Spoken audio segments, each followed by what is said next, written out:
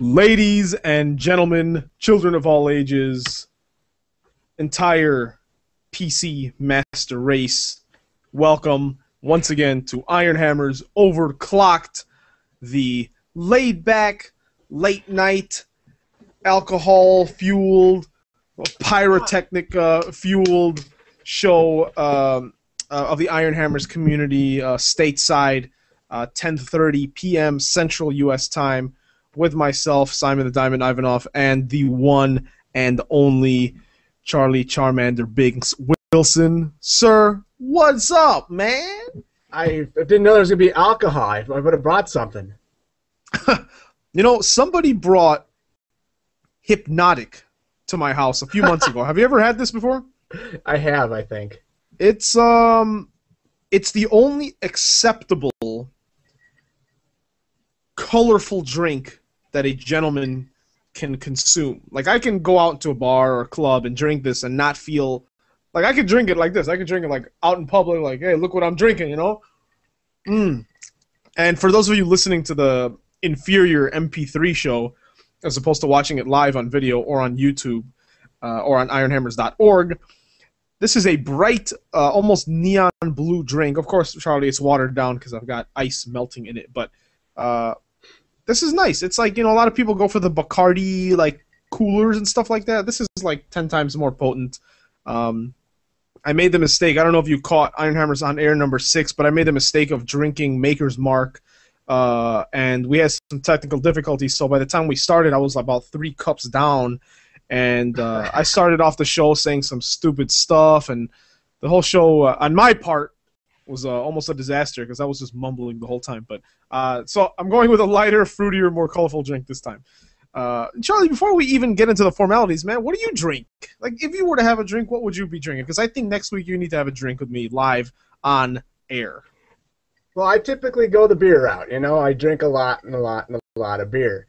But as for fruitier drinks, my drink is probably vodka lemonade, or I like Mike's Hard Lemonade. You know, Mike's gets a bad rap, I think.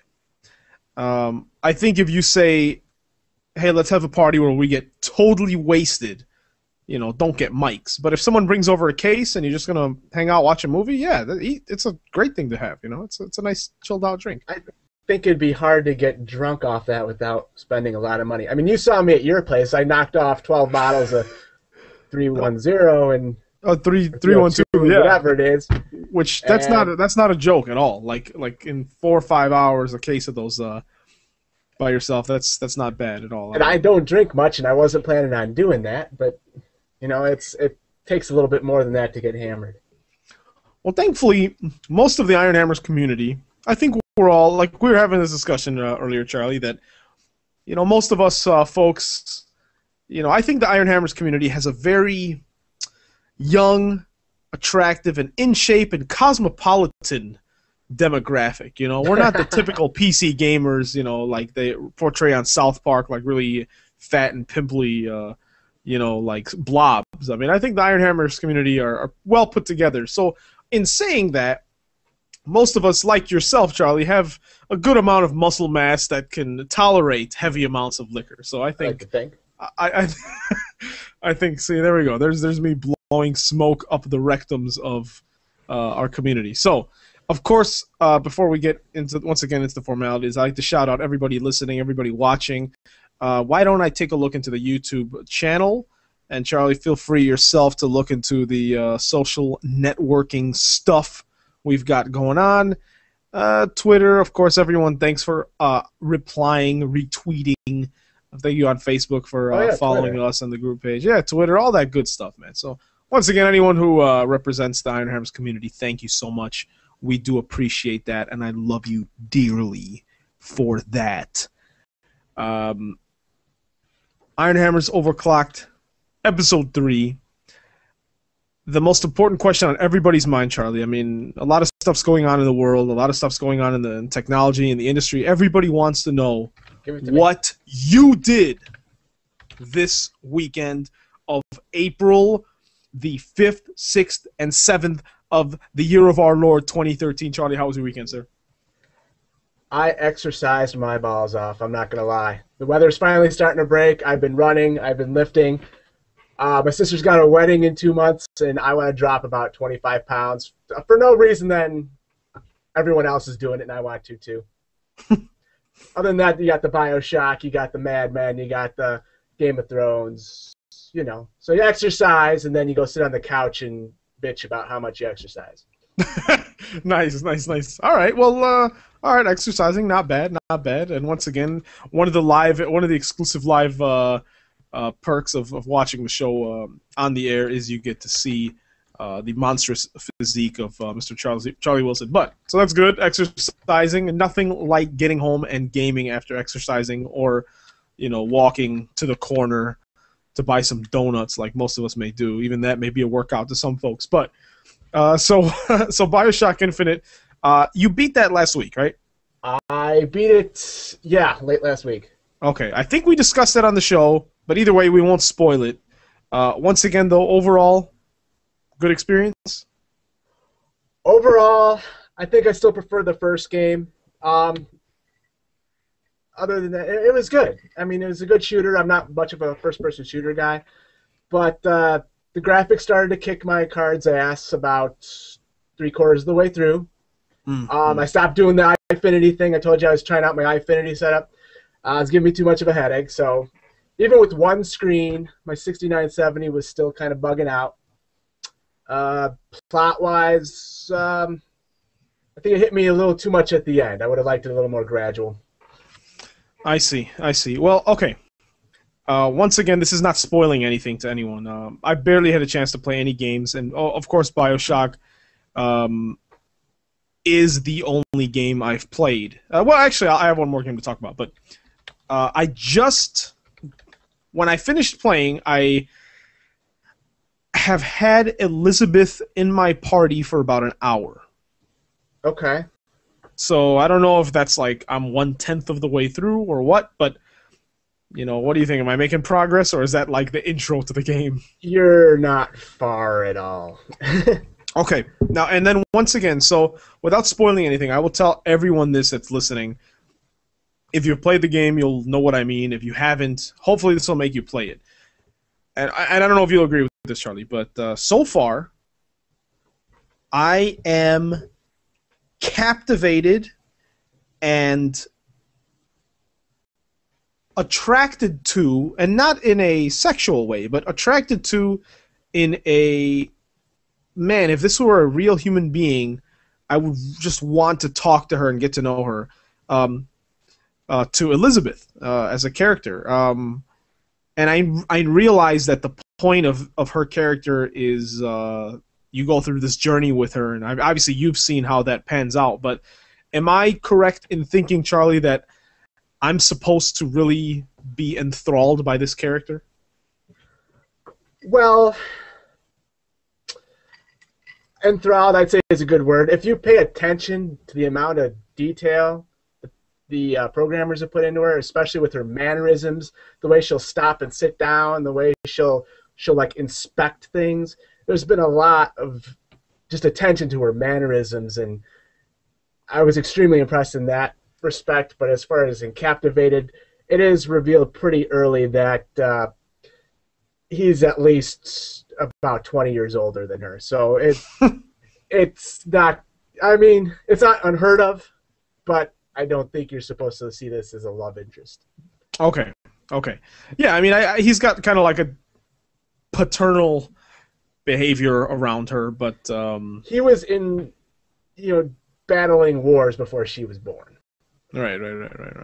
Which, hey, in the year 1910, I'm sure there were some really old dude and really younger relationships. But you're right, and I see they're not trying to push that angle, but.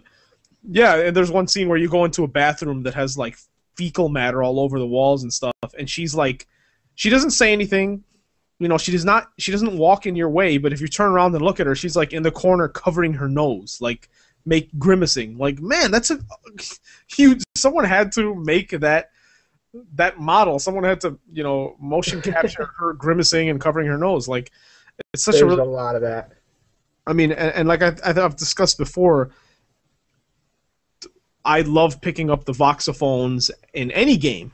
Dead Space, I love picking up audio logs, all that stuff. I'm a huge fan, and I think that was you that said on Facebook earlier that you it does help the storyline if you pick up those voxophones. You will not know. You remember we talked about the coin toss last week?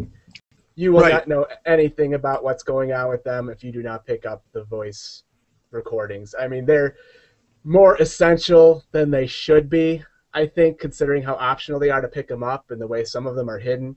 But yeah, to make sense of a lot that goes on, you're going to want to try to pick those up. And even then, you're going to have to read into them as well, because they don't hit you with what's going on until the very end. But you can pick up the foreshadowing and the hints if you do look at the voice recordings and try to read into it a little bit. Very nice, very nice. Yeah, man. No, like I said last week, man, immersion. That's all I look forward for in a game, and this game has sucked me in, man. So BioShock Infinite, I guess that will serve as enough of a conversation for people who haven't played it. You know, I hate listening to podcasts where they're talking about a game that I'm like, okay, I'm gonna play it. I'm gonna play it. Stop talking about it. So without spoiling anything, please play the damn game. I kind of may get the season pass to see what DLC comes out with it because at this point, I'm loving the universe. I am told that at least one of the downloadable contents will revolve around a character called the Soundbird or Songbird, which is kind of that's the bird. Yeah, that's that bird in the beginning. Yeah. Okay. Which is when I heard that and once again, to not spoil anything, when I saw it, when I heard it, when I witnessed what its powers are, and then someone was like, "Where was the Songbird when all this happened?" I was like, "Man, what?" Once again, this is total BioShock to have such a beautiful, innocent name for such a destructive force. I love it, man. And I should mention I was playing this game around 2 a.m. with the lights off, nothing but candles lit. Perfect. And my gaming headset on, so there was some creepy stuff in that game, you know. So before we move on, one more game, little thing that came out. Charlie, you could probably, it's on Steam right now. It's $9 on sale. It's called Evoland. Have you seen it? Heard of it? I've heard of it. I don't know much about it. All right. Without going too far into it, it's $9. I said, let me check it out. And I don't know how long it is, but I think it's about 2 to 3 hours. I think one of our community members, Josh Bicknell of the Critical Strike podcast, had played it. I saw he bought it as well. It starts with a huge pixelated sprite of your character, and all you could do is move to the right. And then the first thing you get is a treasure chest that says you unlocked left movement. And then you unlock another treasure chest that says now you have free movement. And every chest you get, which is maybe every minute, unlocks something else. Eventually you unlock 8-bit color, 16-bit color, 256. You unlock sound, enemies, hearts, and it just pretty much the purpose of this game is like Evoland. It's the evolution of gaming. So it starts off as a 2D overworld, like sub Legend of Zelda graphics, and it ends up where I'm at now is like a little further past the Final Fantasy VII stage of technology. You know, it becomes like 3D rendered sprites and all that stuff. So it's pretty interesting, man. It's actually pretty cool, but because of this, because it's trying to harken back to the old school days of gaming, it is frustrating as hell. Maybe I suck at games. Maybe I'm getting old. Who knows? But for the first half of this game, you know, it's one-hit kills. And when it goes into 3D polygonal models, it's very, very, very frustrating. As those games sucked. I don't know if you remember the PS1 era 3D adventure games, Charlie, but they really, other than Mario 64, they all really sucked. And so I'm stuck in that time frame. Yeah, Tomb Raider. And there's a few. I'm not gonna waste my time trying to think of them, but I'm just looking at the pictures. It does seem to take from Final Fantasy VI, Legend of Zelda, Diablo. Yeah, it really is quite a cornucopia. Yeah, it's funny. There's one, anything you do triggers like a achievement like notification bar at the bottom. So there's one part you step on a switch and it says, "Wow, something somewhere happened. ... But where and what?" And then it's like a trope of video games of, all right, well, I stepped on a switch, something opened, but it's not going to tell me what it is. But it's pretty. They have that in Final Fantasy VI. That's like verbatim. Oh, jeez. In fact, the enemy I'm looking at is called Kafka Phantom. Yeah. Kafka, Well, your money is called gills, not Gil, but gills. There you go. So it's pretty funny, and yeah, they even have Phoenix Down as a pickup. So that's pretty funny. That was my first role-playing game. So Final Fantasy VI or 3 or whatever you grew up calling it has a special place in my heart. It's I've played that game like 15 times through, and it's an RPG. So that's really saying something. Man, no, I agree. And well, look, let me just stop, Charlie, and I don't want to be immature and giggle while we're trying to talk, but I'm looking at the YouTube comments. So what's up to Mike, to Danielle, Skater for Life. I'm not sure who that is, but when you were talking about exercising, you said more like sexercising. So I'm not sure who this is, but welcome. And thank you for loving sexercising. Apparently they like Final Fantasy VII as well. Sounds like Hector. Is that someone you know? I don't know if that's him, but it sounds like him. All right, well, they said Slacker as well, so okay. Well, welcome, YouTube folks. And, of course, I want to shout out one of the guys in the chat room. He's going to be our next Community Rig of the Week submission, Elvis. His machine, Charlie, is called... Hold on, I'm looking. I have to take off the shades for this one. His machine is called... Lord forgive me for this blasphemy, but his machine is called the Baby Jesus' Sex Machine. So, and I helped him, kind of somewhat assisted him in building this. And this guy today bought 620 millimeter fans for this machine. So wait, do they have lights? They don't. But, and this is a fan I want to talk about later. They are they are 13 decibel fans, so it's very quiet. And he got them to make it quieter, which I also did the same. I'll talk about that later. Before we move on, Charlie, in terms of stuff we did this weekend, I want to mention 2 more things. Do it. Number 1, I'm assuming, I don't think you saw this, but did you watch Evil Dead, the remake, in the theater? I've seen all sorts of comments on the Facebook. I've heard nothing but good things. All right, watch it if you can. Anyone in the community, watch it too. If you like good stuff, then you'll like this movie. I don't know if that makes any sense.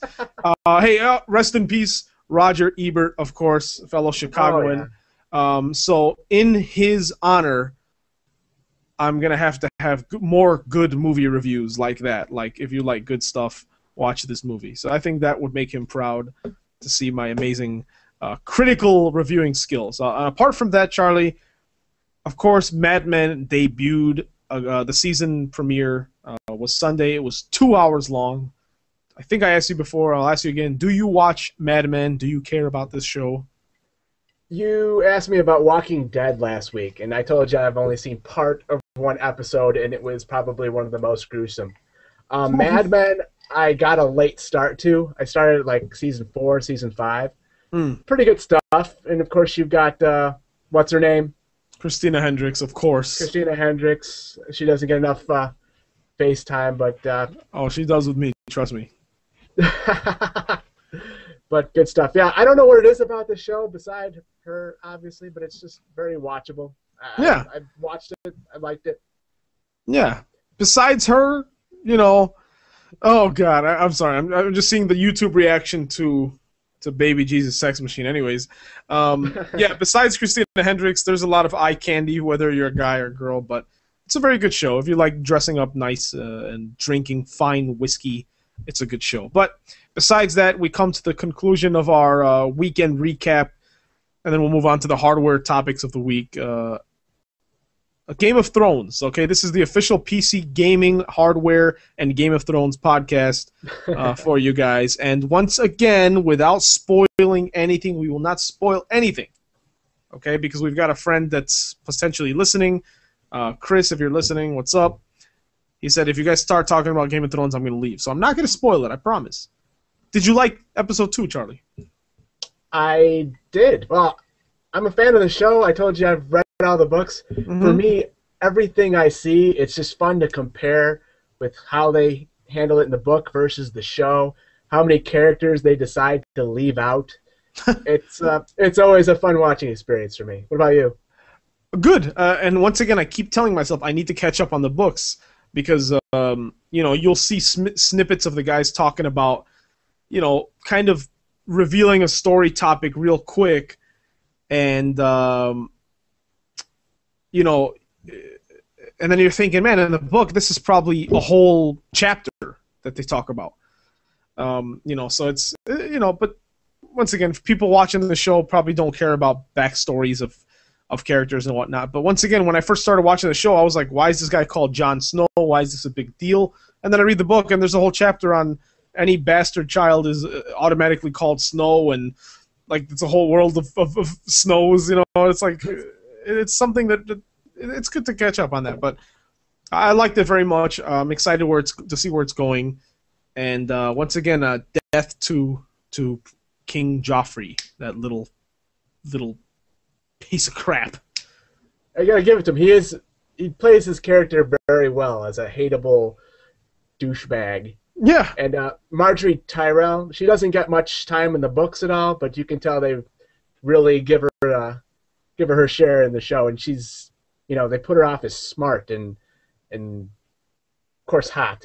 I like her look. I think she's got a unique something. I can't tell. Yeah, she's very unique. It is a tragedy, a blasphemy, and a crime that there was no Daenerys Targaryen in this episode. I know you said you don't really care about her storyline, but damn it, she was not on this episode. You remember me too well. I really like this episode. I'm like, oh yeah, they left the Dragon Girl out. Good call. I mean, she's attractive and all, but her story, there's a lot that goes on with her story, and of course, she eventually, plays a bigger part, but I can do without her. All she wants is her dragons, Charlie. That's it. She just wants to know where her dragons are at all times and be a good, caring mother. That's just it. What she wants is to take over Westeros. The dragons and how she handles it, again, it'll be interesting to see what they do with the show, because that is, again, something that's talked about in the books, and it's interesting. Cool. Hopefully she marries one of them and has dragon children. You just lost Chris. You just lost Chris. I just spoiled the whole series, huh? Now, if that does happen, I'm going to defecate my trousers from laughter. So, Game of Thrones, enough of that. I think that's enough, man. I think we've had an amazing week, to be quite frank with you. Before we get into the actual show now, let me take a look in here. Nothing going on the YouTubes. Let me see what else. Twitter, nothing much going on Twitter. Facebook, what else going on Facebook? Not really anything. So how about we talk about some hardware, Charlie? What about it? You tell me. What's on your mind? Let me find a good sound effect here. Boom. It's hardware time. I don't know what a gong has to do with hardware, but now it does. We told you folks last week, and let me preface the next half an hour, the second half of the show, with the direction our show is going. Okay, we have one show next week, and then I'm going to be out of the country for 2 weeks. So it'll give us, it'll give you folks some time to crave this show again. But so we're going to take a short break. But I like where the show's going, Charlie. As you can all tell from episode 1, we've kind of narrowed it down. We're kind of zoning in on what we want to discuss. I like this format very much. But what I want to do today, Charlie, okay? Last week we told everyone we're going to discuss gaming peripherals. PC gaming peripherals, not the Kinect or a Wii Remote or the PlayStation Move, all right? PC gaming peripherals, all right? The good stuff, the stuff with 100 hotkeys and lights and keyboards with fans on them, literally. Oh, yeah. Stuff like that. So now the question is, what are we going to talk about? Okay, I've likened the show many times to the tech porn of the Ironhammers site, and we can't just sit here and talk about stuff we like all the time. That would be fun, but we need to, because there are some people listening to this, or the reason some people go on ironhammers.org is to find out what they're going to purchase next and what they're going to, you know, aspire to purchase in their build or in their gaming rig. So because of that, what we're going to do today, and I'll make it very clear, Charlie, I have no interest. Well, I usually don't have interest in talking about stuff I dislike, but because of this structure I'm going to introduce now, it'll give us a chance to kind of rule out some crappy product so that people don't waste their money, their hard-earned money on. So this is what we're going to do, Charlie. We are going to have I don't have a good name for it yet, but a tournament of sorts of gaming peripheral brands and series. So we've got, and what we're going to do is we'll narrow it down to 8 brands, okay? We're going to face off these brands, and by the end of the show, if it takes us 10 hours, no, it's going to take us like 20 minutes. If it takes us 20 minutes, we're going to get narrowed down to the two superior gaming peripheral brands, and then in the next week, the community is going to let us know what they think is superior. And then next week we're going to narrow it down a little bit more, and maybe at the end of it all we'll come out with one gaming peripheral that everybody needs to own. So Charlie, let's see if I'm missing anything. All right, so gaming peripherals showdown challenge. We got 8 brands. So let's see. We've got Logitech. All right. Sure. We got Microsoft, which I can already tell you they're going to lose. We've got Razer. We've got SteelSeries. We've got, I know I'm forgetting something very important. There's Corsair, Thermaltake. Whoever makes the Rat. I feel like that's one of the above. Hold on, let's look. Who makes the Rat, people? R.A.T. Who makes the Rat? Cyborg, Baby Jesus in the chat is saying, Cyborg, you're wrong, sir! It's Mad Cats. Wow, Mad Cats makes PC accessories, huh? I knew about that. They make a lot of the like PlayStation knockoff controllers. Well, yeah, no. I mean, I've always known them to make like console stuff, but okay. So we need one more brand, Charlie. What am I missing here? We need one more freaking brand. What have we got here? All right, people, bear with us. And if you're watching live, the Rocat. I've heard the Rocat has actually got a lot of yes, ROCCAT. Actually, I'll talk about that. Okay, they're the new guys.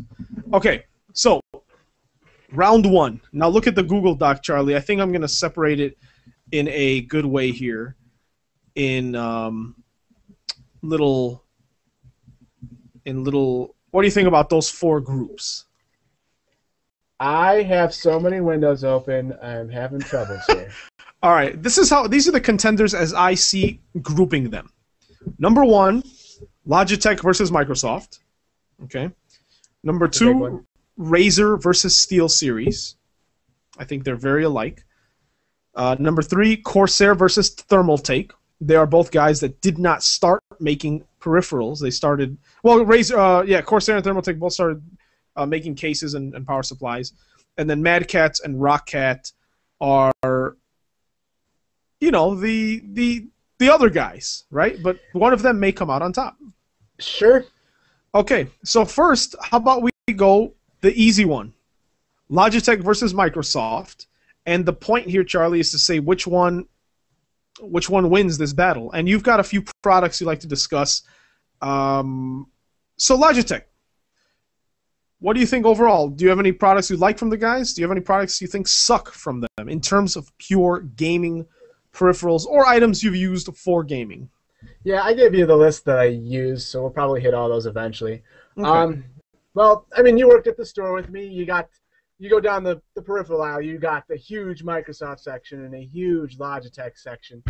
But as far as gaming goes, Logitech has their G series, and they've got a few mice out, a few keyboards. Microsoft, they've got their Sidewinders, which I don't think they've updated in about 3 years. Right. And I like the Sidewinder mouse. I told you, I'm like my women, heavy with a big ass. The Sidewinder's heavy, big, but I've heard too many good things about too many of the other Logitechs. So you got the G9X, which I thought was kind of small, but it was the reigning gaming mouse for quite a while. You got the other ones, the G500, the M518, I think it is. Those are all pretty popular too. I actually do use a Logitech G510 keyboard. It's a lot like the G9, except without the huge, colorful LED display. It's it lights up. It's got your programmable keys, but it's not ergonomic, which was I think we discussed. That's what I was looking for. But I'm still all about the keyboard. So I guess in conclusion, I think Logitech takes that one just out of pure quantity, and there's some quantity in there too. Yeah, exactly. Like the Microsoft, like I have a Microsoft, I think it's the 5000. I don't even remember what keyboard it's. It's the ergonomic keyboard with the split in the middle. It's terrible for gaming, but I love it for everything else. But the Sidewinder stuff, like you said, is awesome. But yeah, it's been a good 3 years. I just don't think they care about the gaming market, which is a really bad decision, man. If they want Windows 8 to be a storefront, which they do for indie games and direct-to-download games, they need to come out with a product line that matches the Windows 8 motif, even just like colorful peripherals. And I mean, okay, the Xbox. Here's the thing. Here's like the dark horse, Charlie, is the Xbox 360 controller, right? Which I think most people will have next to their computer. This is Microsoft, and this is the best gaming peripheral when you're not doing mouse and keyboard. So this is their. There you go. There's Charlie showing it too.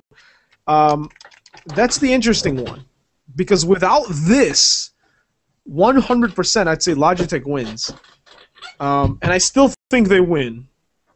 But this the Xbox 360 controller is an absolute essential for multi-platform games that are not ideal on mouse and keyboard. Like Tomb Raider is absolutely not ideal on mouse and keyboard. Of course you can use any USB gamepad. Like Logitech has a very comparable unit. So Microsoft gets really close, but like you said, the sheer quantity and the selection of the Logitech, and then they've got the dark field technology, which is just as good as the blue track technology. It's really good stuff. I like it. So Logitech wins that one. So I'm going to put a bunch of random... No, I'm just going to write the word winner. There. How about that? I'll write the word winner. I forgot. You mentioned you had a Microsoft keyboard. I had a Microsoft keyboard ergonomic too. I loved it, though it's definitely not a gaming keyboard. But my mouse, I miss my wireless 6000 mouse. It was... Like I said, it was big and heavy, and it had a tilt wheel, which was, I admit, the only time I really used the tilt wheel was if I was watching porn and the picture didn't fit on the browser screen. Yes. My Death Adder does not have that, but the wireless interfered with my tablet pen, so I had to go wired. I miss it. Yes, I know. That was a great, that was a very good unit as well. Okay. Ooh, Razer versus SteelSeries. I don't think we're gonna come out of this one alive, Charlie. To be honest with you, we should probably save this one for last, but we'll go head on. I have not owned any SteelSeries equipment, but I've seen it. I've used it. It's the most solid. It feels the best quality, and they have an amazing selection, and they've got the licensed branding of, the best games out there. They've got their Diablo 3 headsets. They've got their Blizzard-looking stuff. SteelSeries really does it. On the other hand, Razer has the StarCraft stuff. Razer had the Tron keyboard.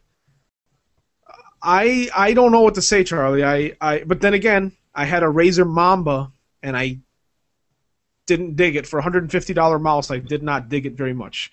Wow. I'm going to defer to you. Charlie, because I know you have a different opinion because of your current hardware setup. That's a tough one. I know I talked about headphones and headsets in our first podcast. While most audiophiles completely just blew directional headsets and headphones out of the water, the SteelSeries did rate pretty high. They said if you're going to go with a gaming headset, you go with the SteelSeries. As far as the mice go, you hear the Sensei. You hear a lot of the Sensei, in fact. I almost went to Sensei myself. It is a lot like my Death Adder, but it doesn't glow the same way, And I didn't like all the. I don't know. There's like stored profiles in your mouse, and there's like an LCD screen on the bottom. It felt kind of weird.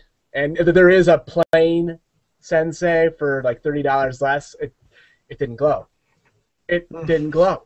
It may as well be a Gearhead, product or exactly cyber acoustics or something. That's the speakers. But yeah, if it doesn't glow, if it's yeah, all right. Well, okay. So, man. Yeah, see, I don't know what to tell you. I mean, SteelSeries keyboards, I don't have too much experience. I've seen that Shift keyboard where you can actually replace the keys, but right. It didn't do anything for me. On the other hand, I've heard a lot of people have issues with their Razer keyboards, although they look so awesome. They all right. Let me say this, okay? Man. Does Razer what's the Razer headset? There's a few. Okay, I don't know of any that have been like must-haves from what I've heard. They're out there. I don't think their reviews have been that well either. Not that I recall. Now, this is stepping out of the boundary a little bit, but when it comes to which one is a more quintessential PC gaming peripheral, I think the fact that Razer does their damnedest to represent gamers and the esports, which is a huge topic on Ironhammers.org. Like one of their latest keyboards has this team Prime from Korea, from South Korea. They have a Prime version of the keyboard, so it's like a red keyboard, has the team colors and the logos, and it has the guys' faces on the box. Ooh, so to me that it has no bearing on the performance of the product, of course, but to me, the current state of PC gaming and the industry, I think, are perfectly represented by Razer. While, on the other hand, they make Xbox peripherals as well, that's not their focus. I think Razer has the mouse pads, the mice, the keyboards. They have little portable speakers, all that good stuff. SteelSeries has the better reviewed hardware, but apart from having Diablo 3 licensing and like Warcraft licensing, I think Razer has an amazing selection. It's true luxury gaming peripherals. They're up there in price, but they are really good stuff. And their keyboards, without a doubt, have the coolest font ever. And I'm sure you've seen that. I think it's the Black Widow Ultimate Edition that has like this futuristic, almost StarCraft 2-like font, and no keyboard has it. They're all backlit. They're beautiful mechanical keyboards. So I'm gonna say, Bobby Gooding, the owner of Ironhammers.org, may kill me for this because he's got his SteelSeries mouse and headset. But I'm gonna give the point to. If you're okay with it, Charlie, I'm gonna give the point to Razer in this one. That's fine. I have a Razer mouse, but it's sitting on top of the SteelSeries mouse pad. I'm sitting here grinding my Razer mouse all over my SteelSeries mouse pad, and there's nothing my mouse pad can do about it. It's just the way it is. That's just cruel, man. That's absolutely cruel.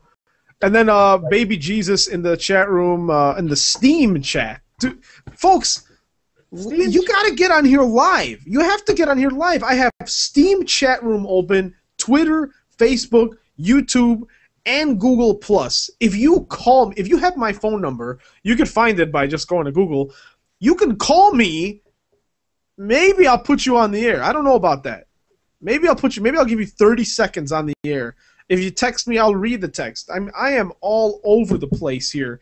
I'll give Charlie's number out. It's 6. I'm just kidding. But in the Steam chat room, Baby Jesus says SteelSeries because it offers more peripherals, like for racing games, etc., etc. Like I said, man, to me, when I see SteelSeries, I think about their keyboards with the interchangeable hotkeys and interchangeable like faceplates.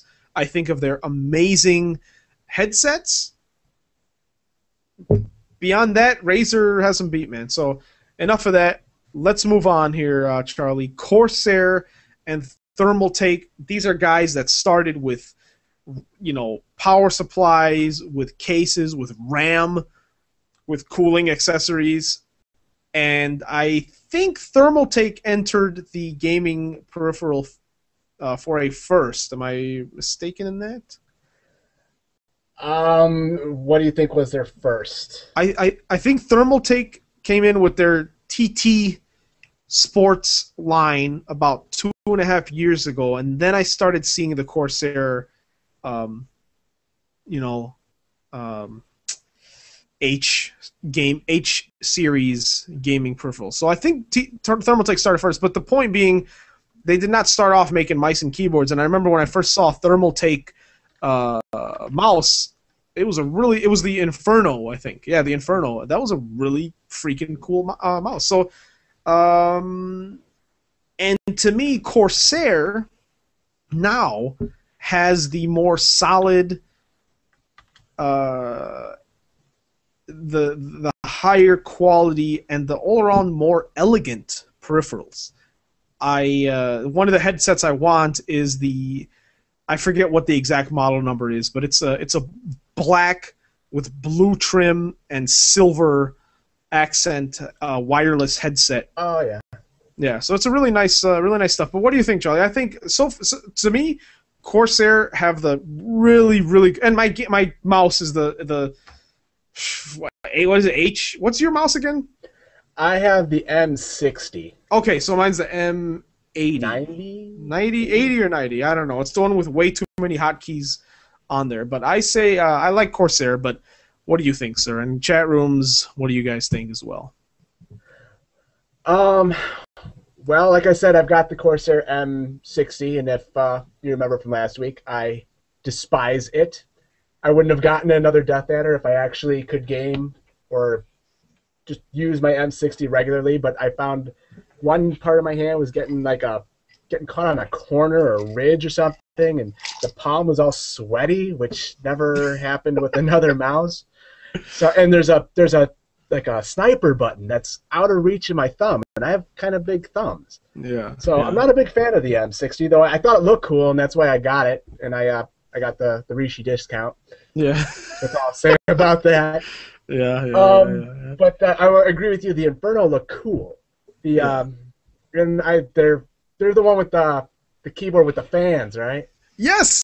There's a fan on your left, by the escape key, which if you ever have the need to type with one hand and you happen to be right-handed, it kind of works out.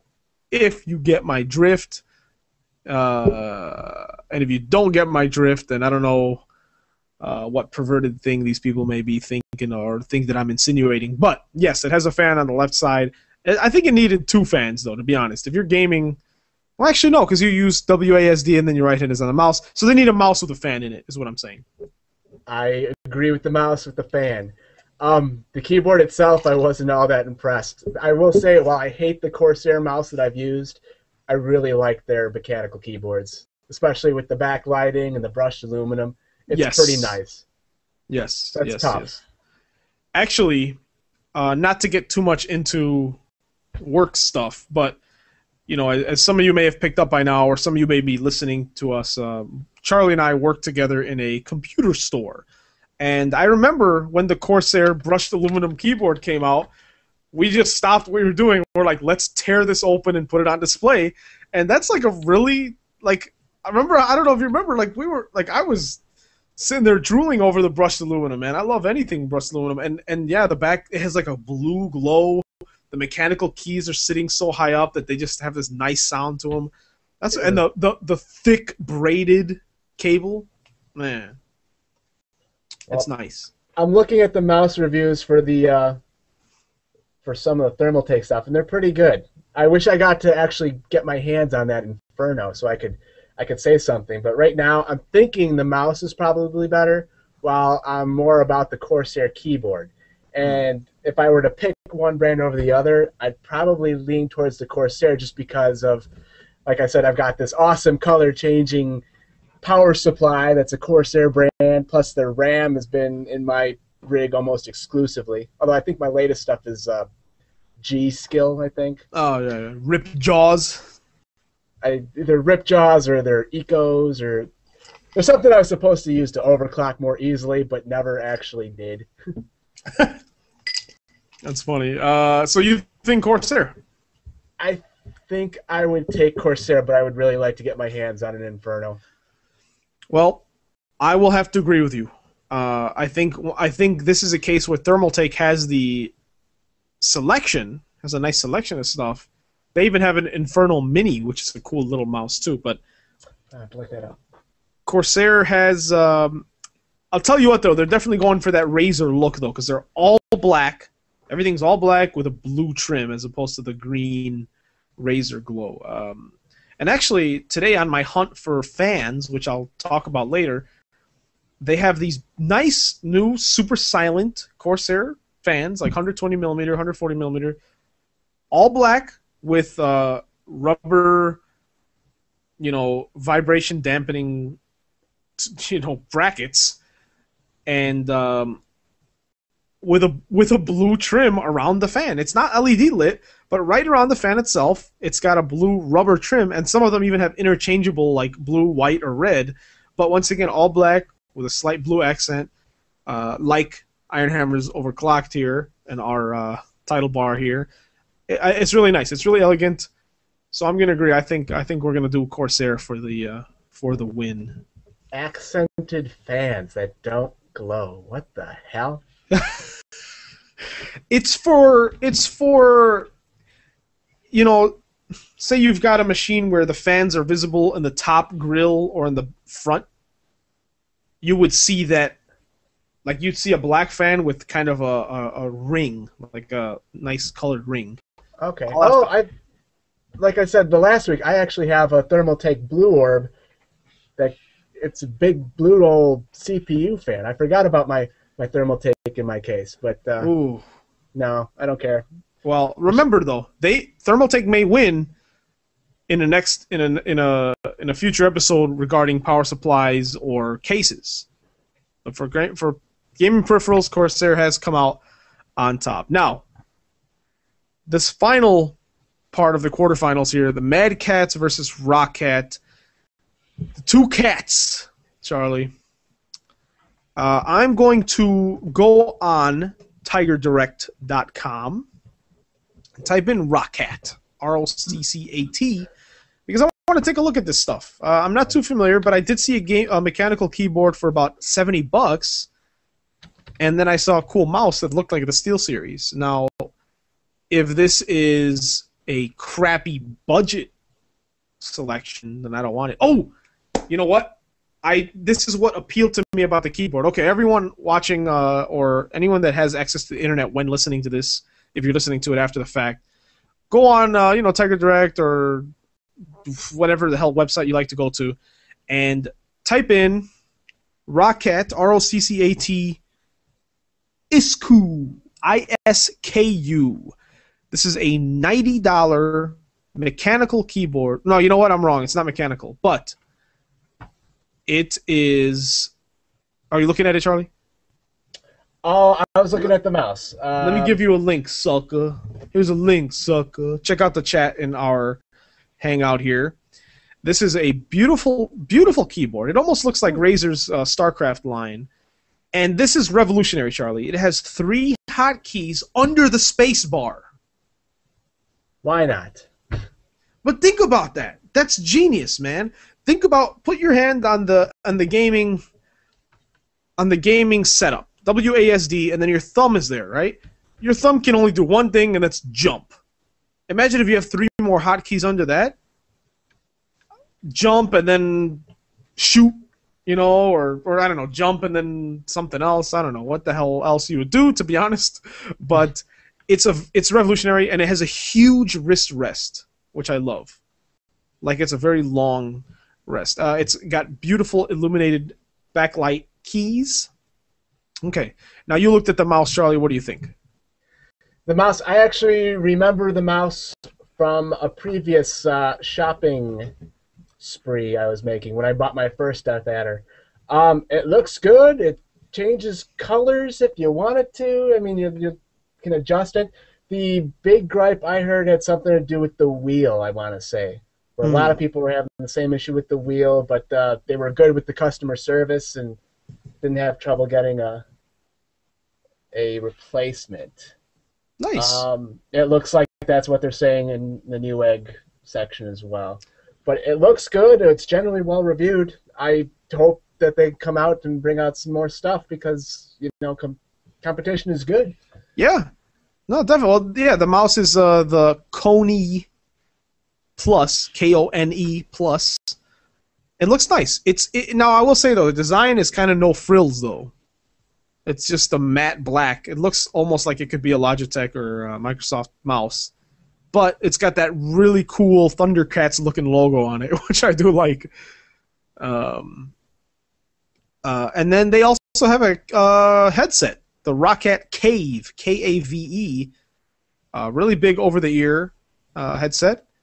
A lot of padding. 3D surround, whatever. I haven't experienced that yet.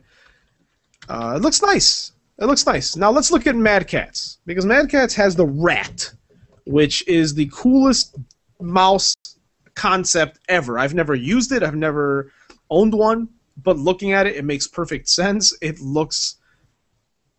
I love, like everyone knows, I love cybernetic and cyberpunk stuff. It looks like something out of Deus Ex. You know, it looks like something that Adam Jensen would use at his little home terminal. You remember the name. That is disturbing. I'm telling you, I love that stuff. So once again, the Mad Catz Rat, R-A-T. I'm going to look at the top of the line one, the Rat 7. These mice, for those of you who haven't seen, have like knobs all over them. And for every part of where your hand would be, the thumb, the fingertips, the palm, everything can be adjusted. So it's completely customizable. It has interchangeable weights. Look at that, interchangeable pinky grips and palm rests. That's the pinky grips, dude. Like, that's pretty important. People, that's underestimate the importance of the pinky grip. But unfortunately, I don't know much else. So I'm going to look now at the other Mad Catz peripherals. Their keyboard, they've got a $300 gaming keyboard, the Mad Catz Strike 7, with a touchscreen control module and a bunch of crazy stuff. I mean, this, from the thumbnail, Charlie, this looks like an assault rifle. Hold on. How do you spell that? S-T-R-I-K-E? Yeah, just Strike 7. It looks like a freaking plasma rifle, man. I put a Y in there. I don't know why. Oh, wow. Yeah, like, it looks awesome. So, once again, this looks amazing. However, who is this for? Unless they really start saying, hey, this is the official StarCraft 2 keyboard or the official Call of Duty keyboard. It's a $300 gaming keyboard. It doesn't even say that it's mechanical, which at that price, in this era, should be a freaking mechanical keyboard. The reviews say no. No, it's not looking Reviews good. say not mechanical. They say the plastic feels cheap. The reviews are generally bad. All right. I think I know my decision, Charlie, between Rocket and Mad Catz. Mad Catz has been around for a good 20 years, if I'm not mistaken, making third-party peripherals for those of us who did not want to pay full price for the DualShock 2 and whatnot back in the day. But while they have really cool flagship products, Rocket is a new up-and-comer. They're very affordable. And from what I see, they have a nice selection of stuff, man. They've got their headset, they've got their mouse, and they've got their keyboard with a revolutionary thumb, under the spacebar hotkey design. I've never seen that. I think that's amazing. The question is, of course, where else are they going to fit buttons at this point? I'm really shocked there isn't a little pedal you put by your feet so you can stomp, you can jump with your right foot and shoot with your left foot or something like that. I mean, every appendage is going to have a button to press soon, and I would love that because, hey, man, when you're in the heat of it, and it's Twitch gaming and you need to aim and shoot and throw a grenade and activate a shield, the more hotkeys, the better, of course. My future brother-in-law is a patent lawyer. Maybe I should bring this to his attention, this whole pedal keyboard idea. Think about it, man. Think about a pedal, like a guitar pedal, that's just acts as the space bar. Think about that. Like the pedals on a pipe organ. If you've never seen someone play a pipe organ with the pedals, holy merciful crap. Yeah. There you go. Mad Catz, if you put out a pedal space bar, you'll win the next showdown. So you're saying Rocket? I say Rocket. Rocket. I don't know what it is. Maybe. You know what? You know what I'm going to do, Charlie? I'm going to use our Ironhammers credibility, and I'm going to reach out to Rocket. I'm literally going to reach out to them and say, hey, you guys won the quarterfinals. Can you maybe get an interview with one of the guys and say, how do you pronounce the name, first of all? And second of all, what are your guys' ambitions? What are you trying to capture? What market? You're trying to capture the SteelSeries market or the Logitech market? That's a very good question. So, all right. Narrows it down. Logitech, Razer, Corsair, and Rocket. I think... by the way, for what my opinion's worth, I would say Rocket, too. You'd say Rocket? Yeah, you totally passed me over because I actually have had my hands on a rat before, and it was heavy but kind of goofy, weird. And my Mad Catz peripherals for my PlayStation apps, they suck. I'm not gonna sugarcoat it. Let me tell you this, Charlie. The first Mad Catz, and I do apologize. I did jump the gun and choose the winner there, but my first Mad Catz peripheral. Okay, once again, dude, this is funny. It's coming full circle.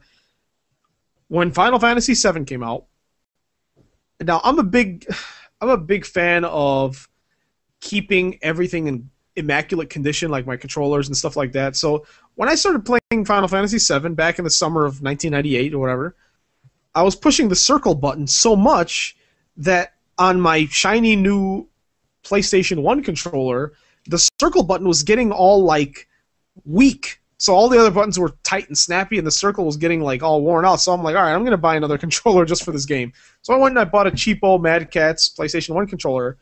And my brother and anyone else who knew me at the time can attest to the circle button ink wore out by the time that game was done. And that button was just dead. It was like gum was holding that button into the controller. So on one hand, Mad Catz did create a controller that lasted the duration of Final Fantasy VII. On the other hand, that's only one game, and the button was rendered useless at that point. So while they were there for me at a very important time in my life, I wouldn't go back to them for a third-party peripheral. But cool. So the question now, Charlie, is we've had a very good discussion. Should we keep this? Well, how about we do the semifinal and the finals on next show? We could do that. All right. So I'll post it on the site. We got Logitech, Razer, Corsair, and Rocat on the semifinals coming up, and cool. So we'll move on from there. Finally, Charlie, any other gear? I'll talk about the cooling stuff I picked up, and then we can tie a bow in it for the day. But any other hardware you've played with, or any tweaks, any mods you've been doing this week for your machine? Not really, no. I'm kind of tempted to try out my tablet and pen first-person shooting, versus actually drawing. But I haven't really purchased anything. I made all my purchases right before we started the show, and then we talked about it all, and now I got nothing left. So a drawing pen as aiming in a first-person shooter, huh? It's weird because the pad itself acts as the screen, so there's no. I don't know. If you want to shoot something in the upper left-hand corner, you have to point at the upper left-hand corner. If you want to shoot something in the right, you go to the right. It's not relative, like you move a mouse, and it's different. So it's all arm. There's no picking up and putting down. The screen is represented by the pad. I see. So it's like contour drawing. You're not really staring at it. You just have to get familiar with that area and just... So I say I'm walking towards an enemy. I'm holding W, and I'm using this pen. I just tap the middle of the screen to shoot at him. You would tap at the according spot that he's on the screen on your pad. I'm having trouble putting it in. No, I get it. So if there's 5 enemies, you can just theoretically, if your aim is perfect, you can tap your pen 5 times, and all of them will go down. In theory. That sounds pretty cool. I will discuss my experiment on our next show. What drawing tab are you using? A Wacom or what? I'm using an old school Wacom, but you know what? It works. I couldn't imagine it working much better. So. Wow, man, that's really cool. That's really cool. Well, I look forward to seeing that. Cool. So next week, the semifinals and finals of the Gaming Peripheral Showdown. All I want to discuss this week, Charlie, is I returned the headset and webcam I bought a little while ago by the crappy brand known as Gearhead. Gearhead didn't make it into the tournament. They didn't even make it into the quarterfinals. And I loved, when the Gearhead came out, I go, wow, they have like 10 mice, all this stuff. They have like 6 headsets out, and all of them suck, man. And please, someone from Gearhead, reach out to me and tell me otherwise, because, or show me reviews of one of your products that doesn't break or melt, or something like that. But, so anyways, Gearhead, so I returned that stuff, and I said, well, I've got about $30. Let me go get some cooling for my computer, because it's starting to get really loud. And it doesn't help. Now, I've changed this since then, but it doesn't help that I had my computer sitting on the carpet. And people don't realize that there's nowhere for the heat to go out from the bottom of your case if you've got it on the carpet. So now it's sitting on a nice, Tupperware plastic thing until I get a solid piece of wood or something. So I bought. First of all, I bought a $10, cold cathode tube, red. Uh-huh. And if you follow me on Facebook, you'll see that I posted a picture of it. However, it says red, but the damn thing looks pink, Charlie. I knew you were going to say pink. I knew you were going to say pink. I'm looking at it now. I've got a pink glow emanating from my computer. That's not necessarily a bad thing, though. It looks nice. So I'm going to add another 2 lights into it, because right now only the bottom is illuminated. But it's nice. And then on the top, now I don't know exactly if this changed anything, but the computer is more quiet now. So I took out the 240. I took the 240 millimeter fan off the top of the half 932, and I replaced it with 220 millimeters. Now they're not LED lights or anything like that, but this is a new product that I've never heard of it before, and I was actually introduced to it by Baby Jesus that was in the chat room. The brand is Cougar. It's the Cougar Vortex. Have you seen these fans, Charlie? We started carrying them at the store right around the time I started thinking about leaving. So, yeah, I've heard of them, and there is a whole lot of them. Yeah. Well, I was turned on to them because they have orange blades. And I thought, man, if I get like some cool lighting in there, that could look cool. But then I ended up getting the black ones. The Corsair fans that I told you about. First of all, the Corsair fans are the most expensive 120 millimeters I've seen. They were $30 for two, which you can get 120 millimeter for like $7, right? These fans were like 70 decibels. I'm sorry, not 70 decibels. They were like 70, CFM, the speed, and the decibels were like I think 17. Which, all right, that's good. If you don't care about this stuff, you're like, what the hell, Simon, talking about? If you care about this stuff, you'll know that that's actually not bad. And then I saw the Cougar, which was $10 cheaper, and it was 13 decibels and like 70 or like 80 CFM. Like it was much faster and much quieter. And I said, you know what? I like the Corsair blue trim, but I'm gonna go with this black one, and it also has the anti-vibration pads in there. So I put those two on top as the exhaust fans, and so far so good. I mean, the computer is still nice and quiet. I think eventually I'm going to move those to the bottom and probably throw a H100 in there. I would like the liquid cooling in there. I have no plans to overclock the 6100, the FX 6100, but I just want it to run nice and cool. I mean, this thing, Charlie, stays on. I don't know about you, but I think like everyone else, my computer stays on literally months at a time. Like I almost never turn it off. I turn my computer off whenever I leave the house or go to bed. I'm looking at reviews of your Cougar fans, and they're all pretty good. So you're not the only person who's noticed these fans from a brand I've never heard of. I mean, they're cheap, and there's literally hundreds of reviews, and it's 5 and 4 eggs straight across. Nice. Yeah, so they're pretty cool, man. They were like $15, So it made me kind of grow up a little bit and say, you know what? The fans need to be fast and quiet. I can throw lights in there in other ways. So that, other than that, the computer's running a little cooler, but I'm thinking of the 100i. But once again, I do want to improve my gaming headset, but first I will get a improved sound card. I had the Recon 3D Alpha or something in my hand, and I remembered you said it sucked, so I'm going to hold off on the Recon sound cards. They were selling them at the store for $30. I mean, they dropped the price from like $110 to $30. I'm like, ooh. And I heard nothing but bad things, and I just put it right back. And honestly, if you can get your hands on an X-Fi, those are usually, well rated, although they're kind of old, so it might be hard to get your hands on. But heck, I've got one. It'll crash your machine, but Yeah, right. No, I want to get the one with the fancy lights you talked about the other episode. So that one's got the whole community going crazy about the lights. But they are bright as hell. You think you have a pink case now? This thing it'll be blood red, and it'll ruin your retinas. Nice. I like it. No, I'm gonna put these cathode ray tubes everywhere, man. I'm gonna put them in the drive bays.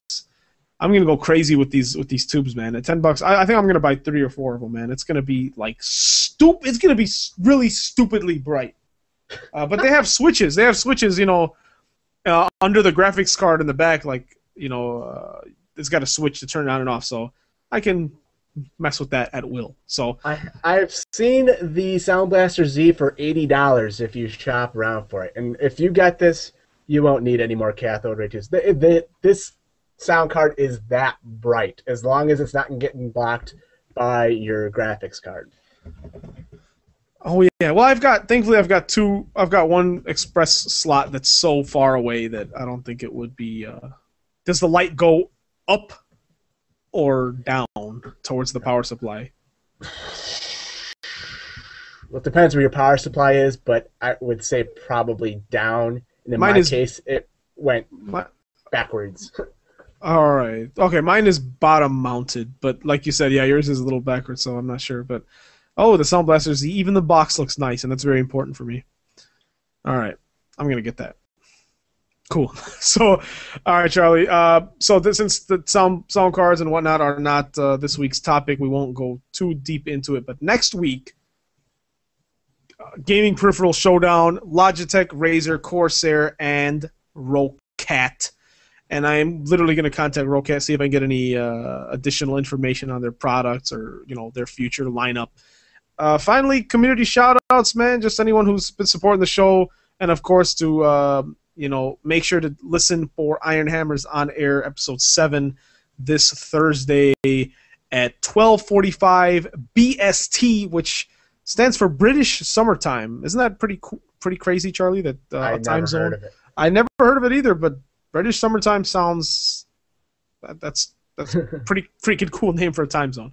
Ours is just Central Standard Time. It's boring as hell. So 12:45 BST, and then of course Ironhammers Overclocked episode 4 when we will finish the showdown a week from today at 10:30 Central US time.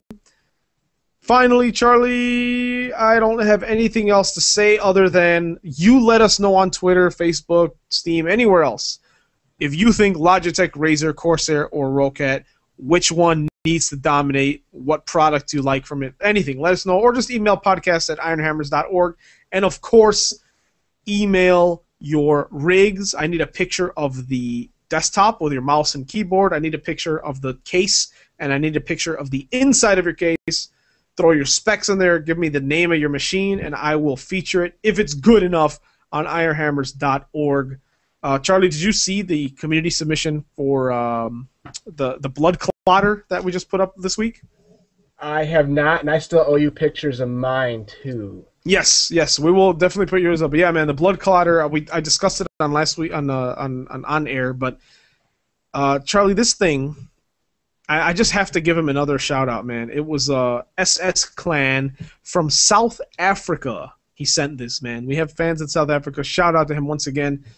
Charlie, this thing has amazing full-on liquid cooling, and it has two 680s, two super clocked 680s in SLI, in addition to 16 gigs of RAM at 2133 megahertz. I was going to say, I wouldn't have a pair of 670s in there without overclocking them, because you're just not going to get it done. Yeah. Well, and then he's got the 2600K at 4.9. So he's. I mean, this thing is. It's. I almost feel. Charlie, I almost feel like I'm. Like when I look at pictures of it, I feel like it's molesting me. That's how intimidating it is. I feel like it's touching me, like down there. See, I feel like my rig doesn't do its fair share of molestation, but I'll still post the pics anyways. Well, mine's pink now, so it's not gonna do any violating anytime soon. It's kind of embarrassing. Fair enough. So, any final words, sir? I'm good. Like I said, I will do my tablet with the drawing pen, tablet, whatever, first-person shooting experiment, let you know how that goes. Nice. And then I got nothing. Cool. People, watch Game of Thrones so we can talk more about it. Watch Mad Men so you can know why I'm in love with Christina Hendricks. Submit your rig and listen to Iron Hammers. And if you want to buy any games that we discuss, go to gmg.ironhammers.org. You save money, you make us money, and you support Green Man Gaming, which is like Steam, Charlie, but it's indie guys based in the UK. Really good stuff. I think it's like a 20% off voucher on any game right now, which is pretty cool. So gmg.ironhammers.org. Good stuff. So, ladies and gentlemen, it's been an absolute pleasure. Thank you for joining us, and we will see you soon. Charlie, for this week, I'm going to finish off with this sound. Oh, that was stupid. Hold on. Here, how about this sound here? There All you right. go. There you go, everyone. Love you all. Dream of us. Put up pictures of us on your walls. And show your kids this show so they have something to look forward to and aspire to be when they grow up. And we will see you all next week. Goodbye.